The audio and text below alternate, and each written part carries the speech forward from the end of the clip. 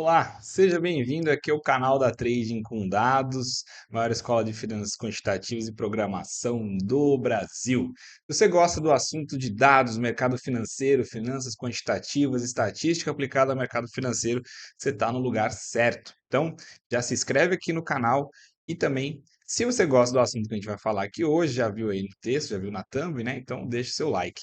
Então, sobre o que nós vamos falar hoje, umas medidas estatísticas aqui que são utilizadas dentro do mercado financeiro, variância, covariância e correlação, tá? Essas medidas, pessoal, elas desempenham um papel crucial na gestão de risco, principalmente na construção de carteiras eficientes, né? A ver um pouquinho lá com a questão do Harry Markowitz, das carteiras eficientes e tudo mais. São medidas que são fundamentais para a gente conseguir fazer os modelos de otimização de portfólio também, né? Quando você investe no mercado financeiro, essa é uma jornada que ela é repleta de desafios. E a incerteza e a volatilidade são características que elas são intrínsecas aos ativos financeiros. Então não tem como você fugir do risco. Portanto, os investidores, eles precisam compreender profundamente como que esses elementos se relacionam, né, para que você possa tomar decisões mais eficientes, mais assertivas, tá?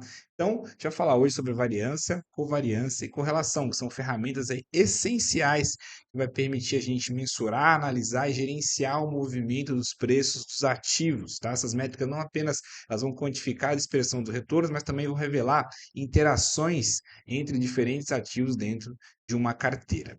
Ok? Então, eu já fiz aqui a minha introdução e agora a gente vai para o Python, tá? Vamos dar uma olhada no nosso código que eu desenvolvi aqui para a gente explicar um pouquinho sobre isso.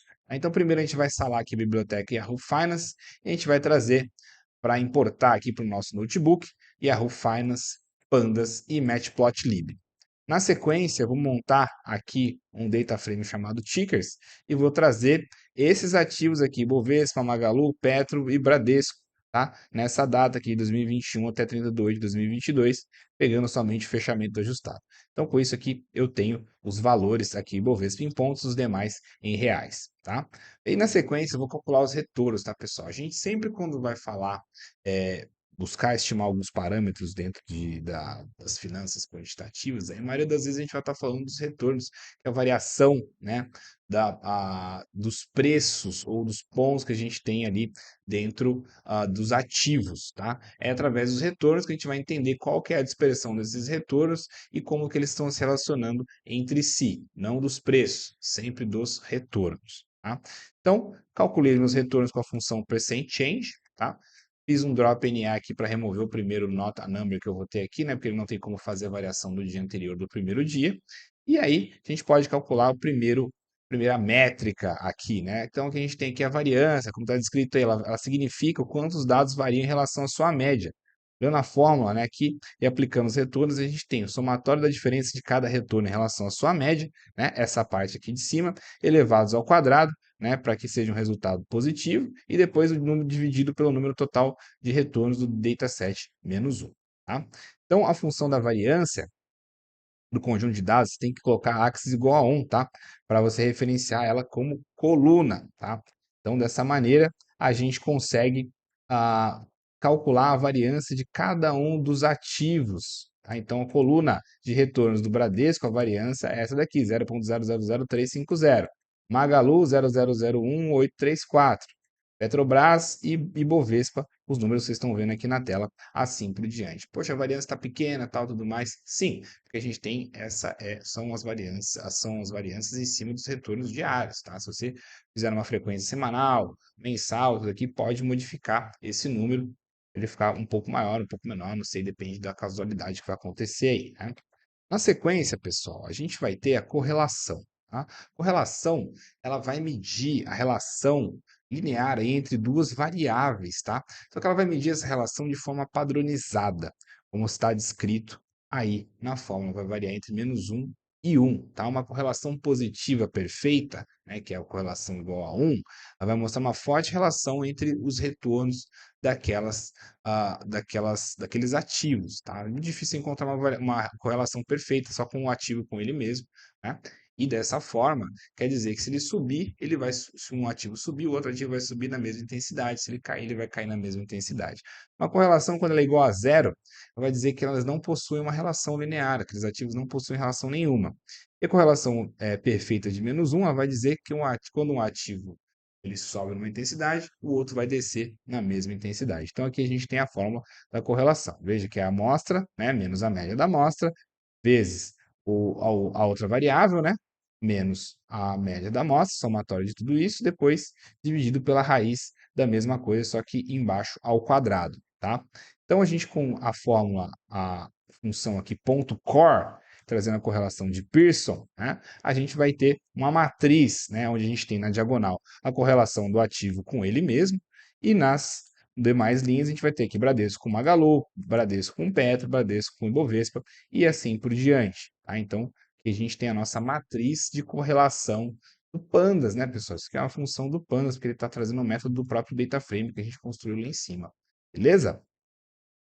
Na sequência, pessoal, a gente vai ter a covariância, que ela vai medir também, né, a direção aí da relação linear entre duas variáveis também, só que a diferença ela é igualzinho à correlação, tá, pessoal? A única diferença é que a covariância ela vai variar entre menos infinito e mais infinito, tá? Com uma fórmula aqui um pouco diferente, né? X, a amostra menos a média da amostra, multiplicado pelo o outro componente, né, menos a média desse componente, dividido por n menos 1, tá? Então, retornos que possuem uma covariância positiva, né, eles aumentam e diminuem juntos. É a mesma ideia, basicamente, da correlação, né? Covariância negativa, um caminho para um lado, outro caminho para o outro. Quando não tem covariância, eles não têm relação linear nenhuma, tá? Com o método aqui, .cov, a gente pode fazer a matriz de covariância. Aí você me pergunta, poxa, Arthur, mas aqui na diagonal não era para ser 1, igual era a correlação perfeita, uma covariância perfeita? Na matriz de covariância, na diagonal, a gente tem a variância de cada um desses ativos aqui, né, pessoal? Se você quiser confirmar, a gente já calculou a variância aqui em cima. Ó. Bradesco eu tenho 0,350, Bovespa eu tenho 1,59 no final. Né? Então, a gente tem aqui no nossa diagonal, a gente tem a 350 para o Bradesco, 159 para o Ibovespa, e assim por diante. Você pode conferir os demais ali que você vai ter o mesmo resultado. Beleza? Então, dessa forma, como eu coloquei até aqui embaixo já, né? Tinha deixado a colinha que acabei esquecendo. Então, já está aqui a nossa variância. Então, essas são as três medidas estatísticas que eu trouxe hoje para a gente falar um pouquinho sobre essa questão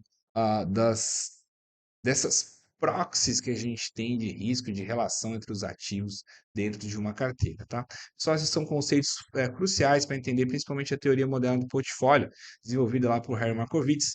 Ele argumenta, né, que os investidores podem construir carteiras eficientes, combinando ativos com diferentes níveis de risco e retorno. A compreensão da variância, da covariância, da correlação, ela ajuda os investidores aí a avaliar a diversificação de uma carteira, principalmente gerenciar o equilíbrio entre risco e retorno. O estudo do Markowitz ele trouxe para dentro da forma do risco do portfólio, né? Ele dizia o seguinte, que o risco do portfólio ele vai ser função tanto do quanto que o peso que você aloca, né, naquele ativo multiplicado pelo risco individual de cada ativo, mas também ele vai ser função do próprio da correlação desses ativos, né? Então, se tiver uma correlação alta, o risco do seu portfólio vai ser mais alto, justamente porque os ativos todos eles estão caminhando para o mesmo lado, então você não está tendo o benefício da diversificação. Quando você tem uma correlação mais baixa, isso vai diminuir o risco do seu portfólio. A gente tem mais vídeo falando sobre isso aqui no canal. Hoje a gente trouxe um vídeo mais específico falando sobre variância, covariância e correlação. Se você gostou desse vídeo, deixe seu like aqui. Se você gostou do conteúdo, se inscreve no canal. E se você tem alguém para enviar esse vídeo, copia o link e compartilha com seu amigo, com a sua amiga do trabalho, da faculdade, seja de onde for, que você acha que vai curtir esse tipo de conteúdo. Beleza? Então, até a próxima.